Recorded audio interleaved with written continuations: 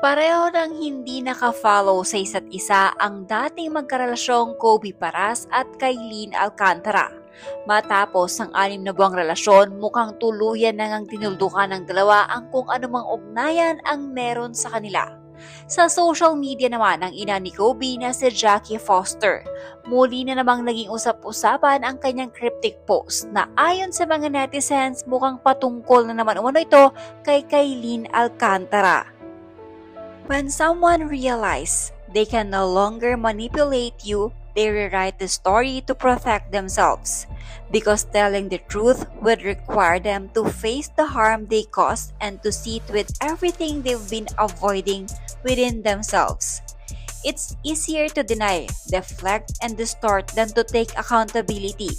So instead of owning their behavior, they create a version of the story where you're the problem, but their narrative doesn't change your reality and your healing doesn't require their validation.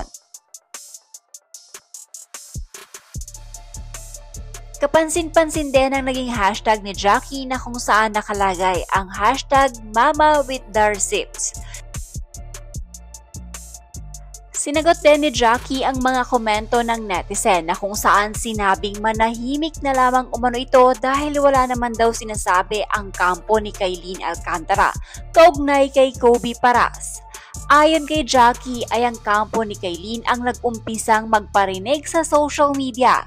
Bakit hindi daw mag-fact check ng mga netizens bago siya batikusin at ang kanyang anak na si Kobe Paras?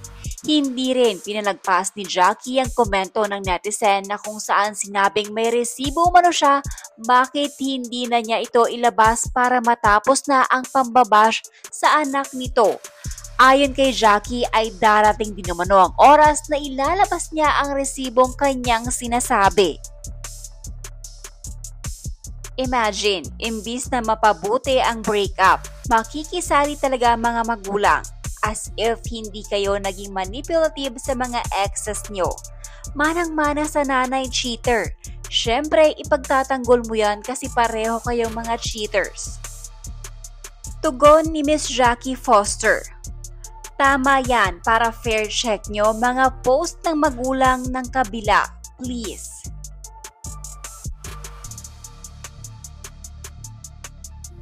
Payuhan mo ring anak mo na matutong makisama. Syempre, pag nasa public, natural lang na dumugin siya. Of course, idol nila yan.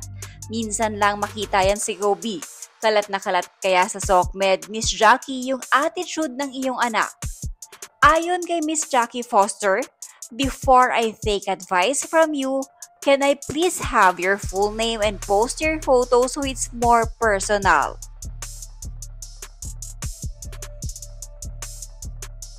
Manipulative si Kailin. Parang hindi ka naman babae. Parang hindi mo naman naranasan masaktan. Mahal na mahal ni Kailin si Kobe. Gusto niya umayos yung buhay ni Kobe pero 1 week, makikitang may ka-holding hands na siyang iba. Sa tingin mo, hindi rin ba masakit sa parents ni Kailin makita na nasasaktan anak nila? Okay lang mabasa na magulang to ni Kailin. May lamat na nga, dadagdag ka pa.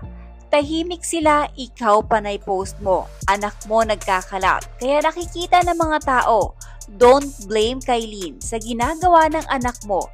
Ba't galit sa kanya mga tao?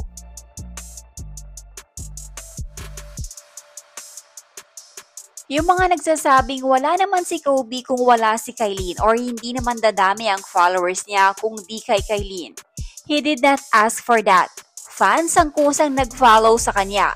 Endorsements, hindi niya rin hiningi yun. Lahat yon ay ini-offer sa kanya. Syempre tatanggapin niya kasi alam niyang makaka-work niya ang mahal niya. He does not need Kailin's help to have endorsements. Para siya, may connection sila at may panindigan at mukha si Kobe. Kung gugustuhin niyang mag-showbiz, madali para sa kanya. Pero mas pinili niya ang basketball. Naninirahan nga siyang mag-isa sa Japan para sa basketball. Nainis kayo kasi pinagtatanggol ni Andre at Miss Jackie si Kobe. Anong gusto nyo? Pati pamilya niya husgahan siya? Wala pa tayong karapatan ng husga. Wala akong kinakampihan. Pero sa nakikita ko sa mga post ni Kobe, ang kawawa, lahat sa kanya ang sisi ng tao na wala namang inambag sa buhay niya. Kaya sana tigilan na mga masakit na salita. Hayaan nyo na lang siya. Hindi makakatulong ang panghuhusga, lalong lalala at hindi natin alam ang totoo. Hindi maiiwasan ng nanay niya na ipagtanggol ang anak kasi alam niyang nasasaktan si Kobe. Kung parinig man yun para sa mga tao, respect na lang kasi nanay siya ni Kobe eh. Wala namang nag-defend kay Kobe kundi kuya niya at mama niya. Sa mga fans, puro panghuhusga lang naman ang nakukuha niya. Sila nga nag-umpisa, nadagdagan eh. Bakit ako sinisisi ng mga tao? I've been quiet till recently kasi sumusobra na nga. Miss Jackie, ayaw mong pinagsasabihan kayo ng masama pero tinotolerate mo ang anak mo sa ginagawa niyang mali. Hindi na pala kami magtataka since cheater ka rin naman. Like mother, like son. And kung matino ka talagang ina, not against to Kailin, ba't pinapangunahan mo lahat? May pa-story ka pa with caption, #mama with the receipts. Kapal ha, labas mo resibo mo. May pa-suspense ka pang nalalaman at wala kaming pake kung mas mataray ka kay Carmina.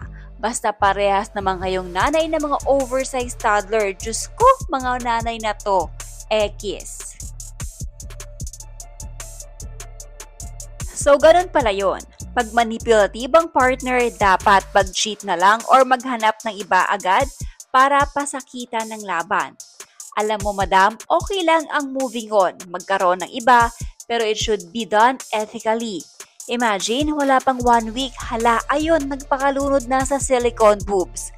Galit ka kay Kailin kasi dapat nga mag-thank you ka, biglang nadagdagan endorsement ng anak mo nung siya na girlfriend. Asan ba si Kobe nung bigla lang naman naging hot siya nung GMA Ball kasi siya date ni Kai after nun ano? Ang sabihin mo, talagang unstoppable si Kobe. Ang daling mabuyo ng mga kaibigan or nasa genes talaga eh.